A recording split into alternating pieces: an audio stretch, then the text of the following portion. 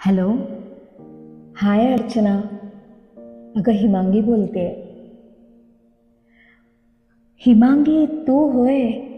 अगं मला वाटलं हिमांगी नावाची माझी दुसरीच मैत्रीण बोलते. गार्गीची सगळ्यात पहिली आणि आवडती ड्रॉइंग टीचर आणि माझी छान मैत्रीण. क्षणार्धात सगळ्या आठवणी डोळ्यापुढून सरकल्या. मी गेल्या 2 वर्षात तिच्या संपर्कात नव्हते, पण काल अचानकच आरतीचा फोन आला आणि तिच्याकडून मी अर्चनाचा नंबर घेतला. अर्चनाच्या संपर्कात नसल्याचा गिल्ट मला आला होताच, पण तो फोनवर बोलताना सावरायचा मी आटोकाट प्रयत्न केला. तिने आठवण करून दिली.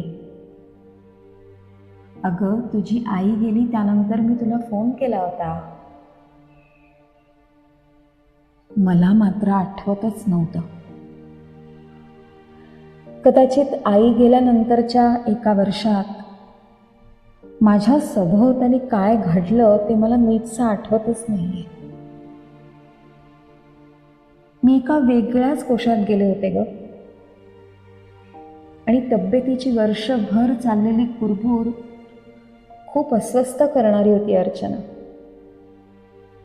आणि त्या सगळ्यात माझ्या आजूबाजूचं सगळं जग खरं म्हणजे नाहीसंच झालं होतं माझ्यासाठी. मी तिला सांगत होते. तेवढ्यात तिने आणखीन एक आठवण करून दिली.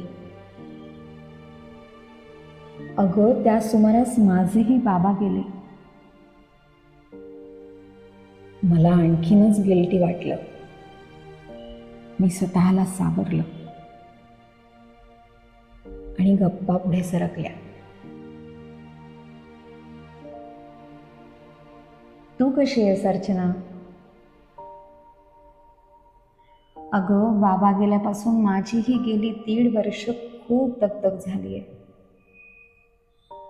बाबांच्या पश्चात एकटी राहणारी आई, इकडे तीर्थ 9वीत, माझे क्लासेस, घरची कामं आणि त्यात माझा मेनोपॉज. सगळ्या दगदगीचे शरीरावर परिणाम दिसू लागले ग आता. ती आज भरभरून बोलत होती. तिचे बाबा अचानक गेल्याचा धक्का तिच्या प्रत्येक वाक्यात जाणवत होता. हिमांगी, अगं अचानकच गेले ते. अगदी शेवटपर्यंत बिझनेसची सगळी कामं करत होते. त्या दिवशी 4 वाजेपर्यंत काम केलं त्यांनी. चहा प्यायले, पोहे खाल्ले आणि बाहेर पडले ते त्यांना दम लागला म्हणून वर आले. श्वास घ्यायला त्रास होत होता अगं त्यांना. म्हणून आईने डॉक्टरांना लगेच बोलवून घेतलं.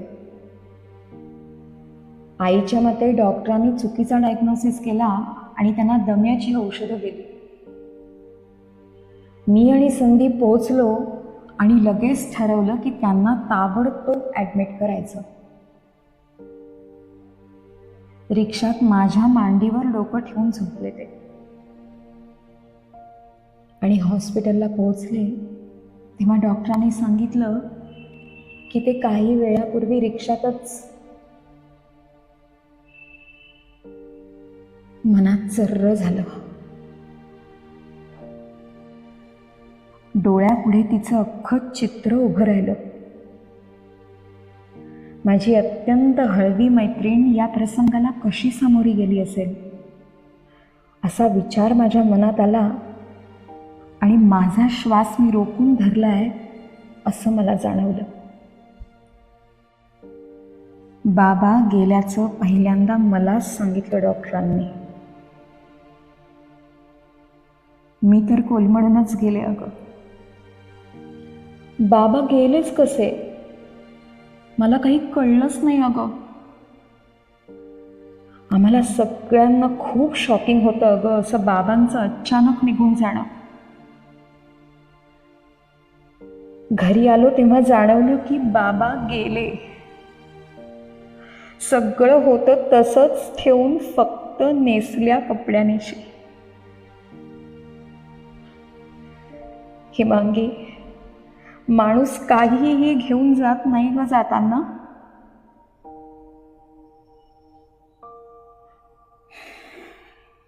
बापरे, आयुष्याचं केवढं मोठं सत्य ती बोलत होती.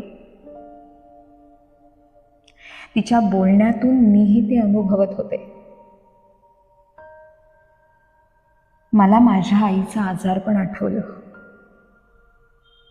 आणि मीही माझ्या भावनांना वाट मोकळी करून दिली.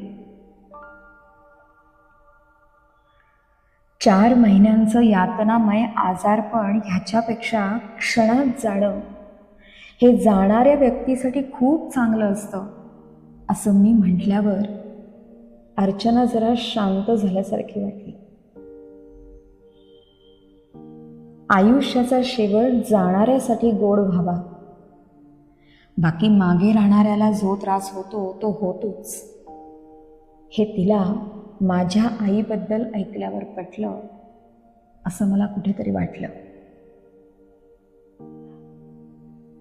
वडिलांच्या पश्चात एकट्या राहणाऱ्या आईच्या काळजीपोटी रात्री झोप न येणारी, तरीही स्वतःच्या संसारात काहीही कमी पडू नये म्हणून सतत कष्ट करणारी आणि त्याचबरोबर स्वतःचे ड्रॉइंग क्लासेस तितक्याच समर्थपणे चालवणारी माझी ही मैत्रीण कशी एकटी पडत चालली होती, हे बघून माझ्या पोटात अक्षरशः कालवाकालव झाली.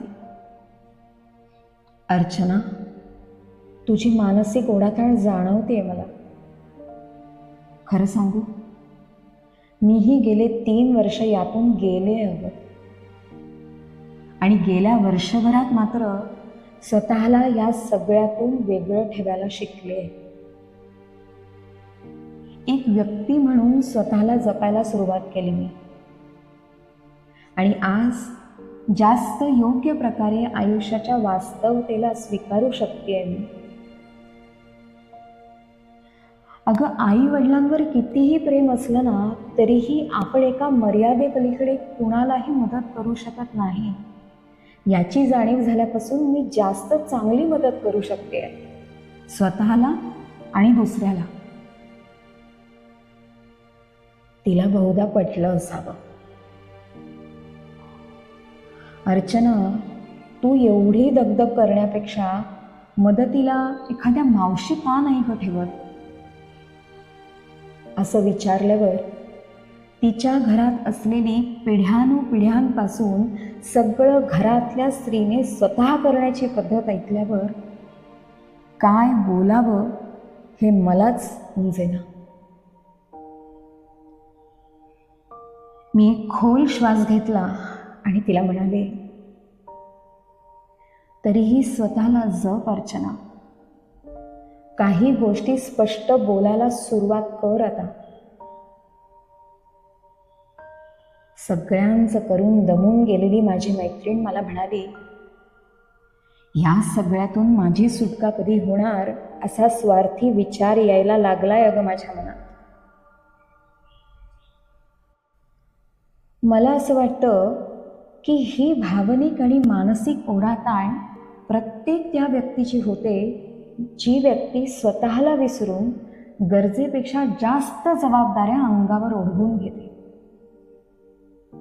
अर्थात जन्मदात्या आईवडिलांचा मृत्यू स्वीकारणं हा एक प्रवासच असतो. काळ त्याच्यावर हळूहळू फुंकर घालतो, पण तरीही या ओढाताणीतून जाताना आपण जर थोडा स्वतःसाठी वेगळा वेळ काढून त्यात स्वतःच्या मनाला, शरीराला जपलं तर गंभीर परिणाम टाळता येतील.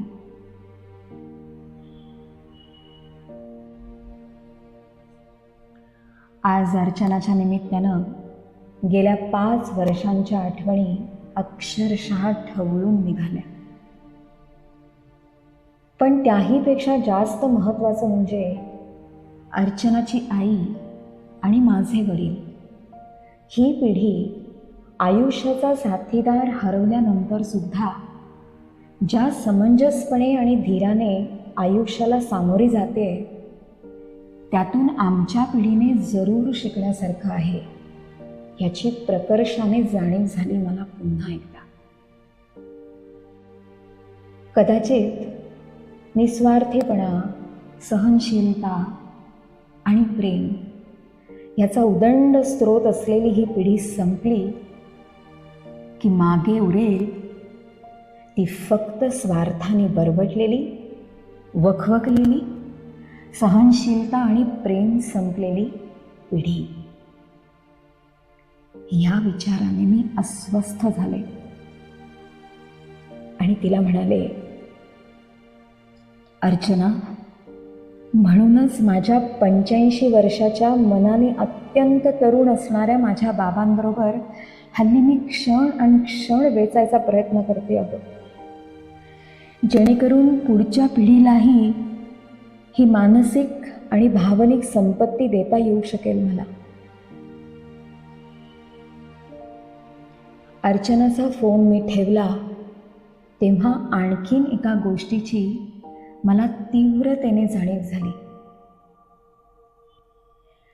गेल्या वर्षभरात मी स्वतःत केलेल्या बदलांमुळे आणि बाबांच्या वैचारिक, मानसिक आणि भावनिक बैठकीमुळे आईच्या मागे मी बाबांना चांगल्या पद्धतीने मदत करू शकले आणि त्याचबरोबर स्वतःलाही जपू शकले. आज पुन्हा एकदा वाटलं, आयुष्यातल्या कुरबुरी जास्त जाणवू लागल्या की थेट लोकांशी जाऊन बोलावं, म्हणजे आपल्याला पडलेलं दान हे नेहमी जास्त चांगलं असतं असा अनुभव आपल्याला यायला लागतो. म्हणजे आजपर्यंतचा माझा तरी अनुभव असाच राहिलाय. आणि मग कुणीतरी आरती मला चुकून फोन लावते आणि मीही कुणातरी अर्चनाची आठवण येऊन तिला फोन लावते. एकूण काय तर सगळंच माझ्याच चांगल्यासाठी घडत असतं याचा पुन्हा पुन्हा प्रत्यय येतो.